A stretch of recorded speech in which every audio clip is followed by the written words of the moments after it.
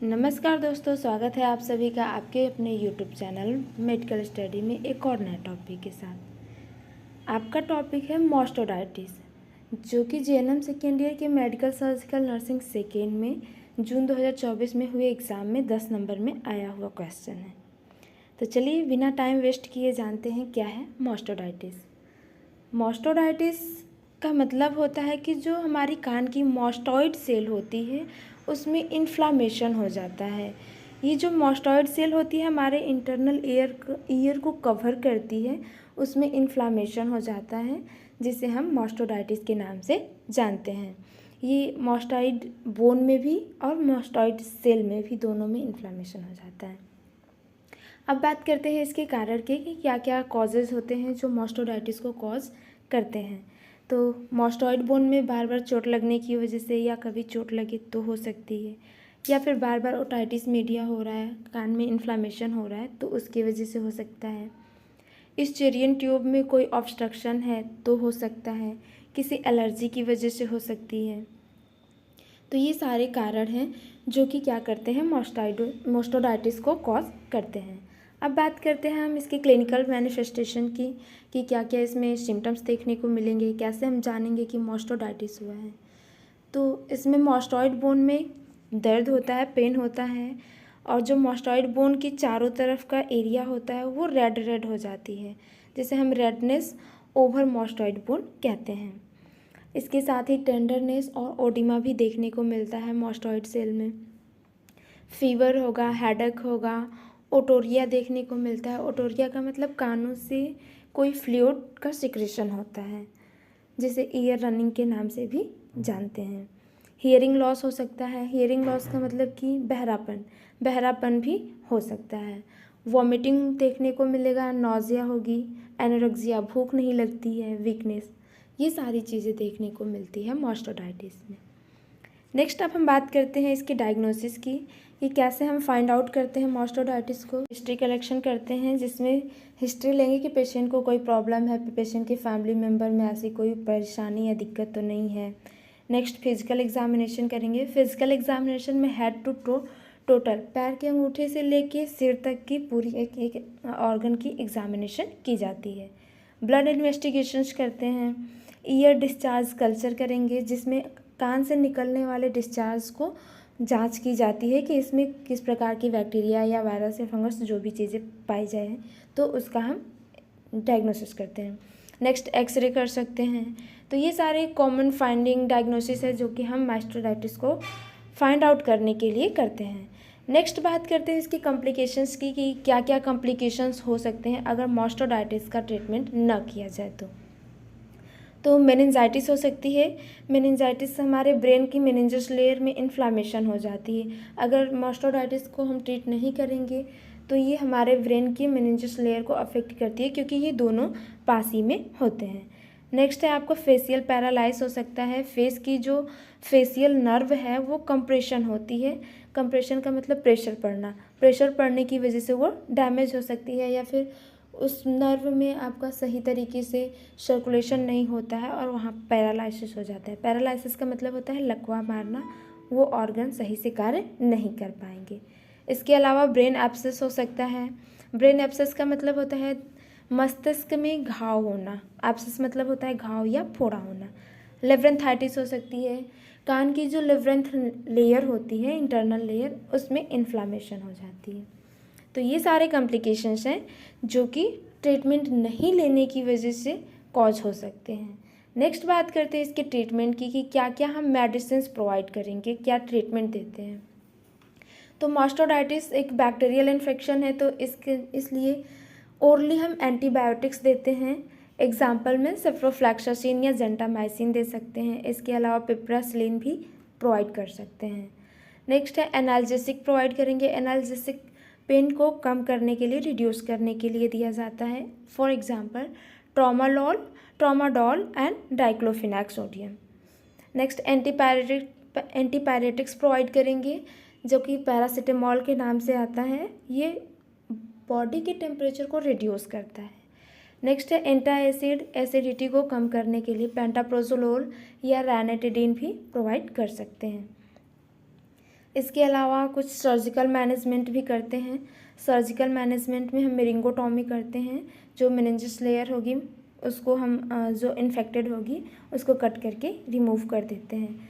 मास्टोडाइटेक्टोमी में जो मास्टॉइड सेल होगी या मास्टॉइड बोन होगा जहाँ पे इन्फ्लामेशन हुआ है तो एक्सीजन करते हैं। एक्सीजन का मतलब कि चीरा लगाना, तो कट करके चीरा लगा के उस पार्ट को हम थोड़ा सा रिमूव कर देते हैं। ये दो प्रकार का होता है, पार्शियल एंड रेडिकल। पार्शियल का मतलब थोड़ा सा उस पार्ट को रिमूव करना, रेडिकल का मतलब रेडिएशन के थ्रू भी उस चीज़ को हम रिमूव कर सकते हैं। तो ये सारे थे आपके मास्टोडाइटिस के causes, symptoms, diagnosis, complications and treatment. Treatment में मेडिकल एंड सर्जिकल दोनों ट्रीटमेंट के बारे में पढ़े। नेक्स्ट हमें क्या चीज़ें अवॉइड करनी चाहिए या फिर कैसे हमें इस चीज़ से बचना चाहिए। तो कुछ चीज़ें हम एंजाइटी को कम करना या फिर एंजाइटी चिंता नहीं करना। अगर सर्जरी हुई तो उस कंडीशन में कॉम्प्लिकेशंस हो सकते हैं, तो सर्जरी के कॉम्प्लिकेशंस के बारे में सही तरीके से जानना, ठंडी चीज़ों को अवॉइड करना।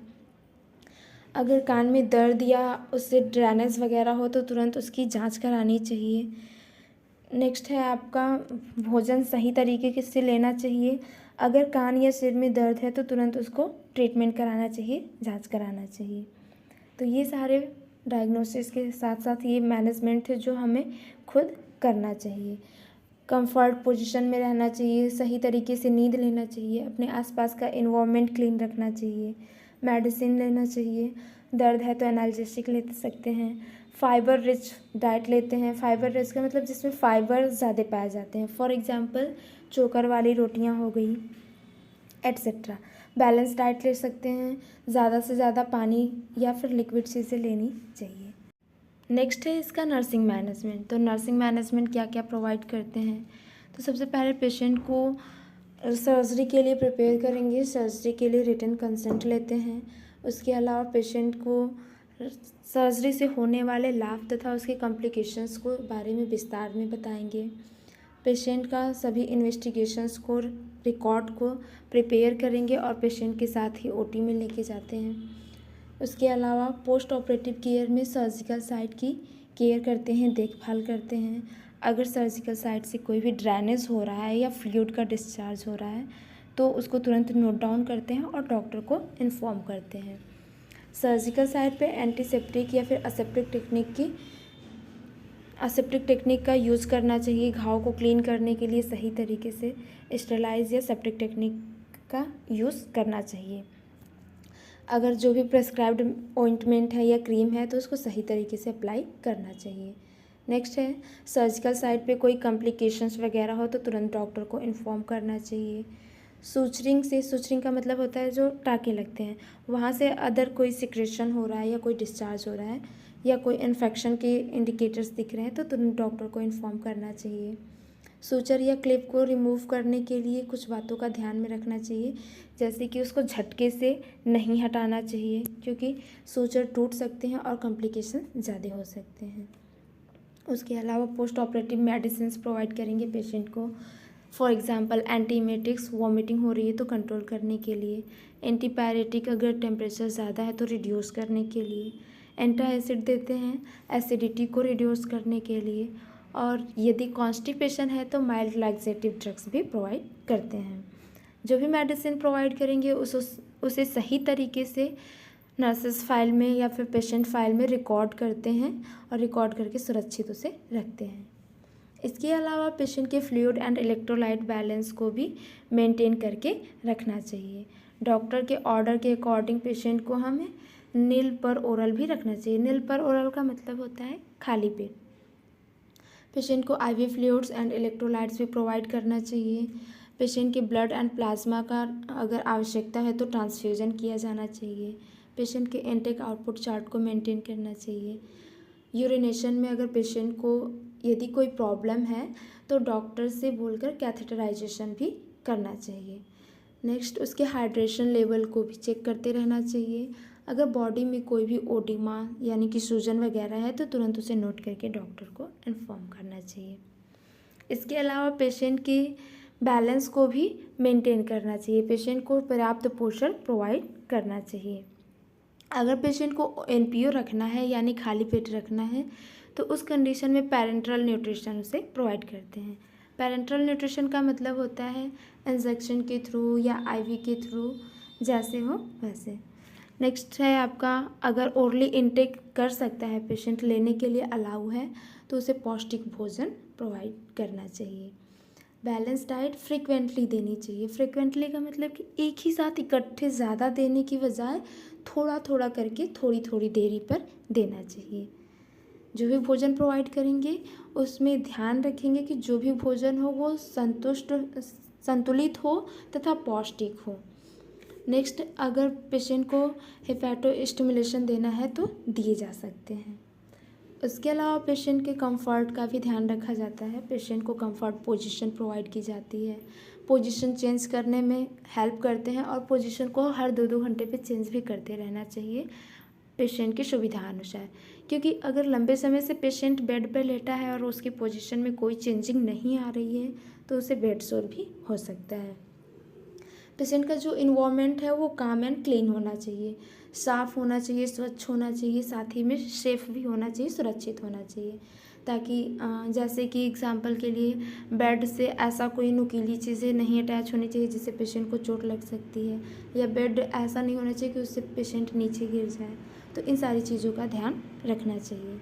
पेशेंट को मेडिसिन देने के लिए नींद से नहीं जगाना चाहिए। अगर ज़्यादा ज़रूरी है तो ही जगा के देना चाहिए। पेशेंट की नींद का या आराम का हमें ध्यान देना चाहिए। पेशेंट को अनावश्यक रूप से परेशान नहीं करना चाहिए और जो भी मेडिसिन है टाइम से पेशेंट को प्रोवाइड करना चाहिए।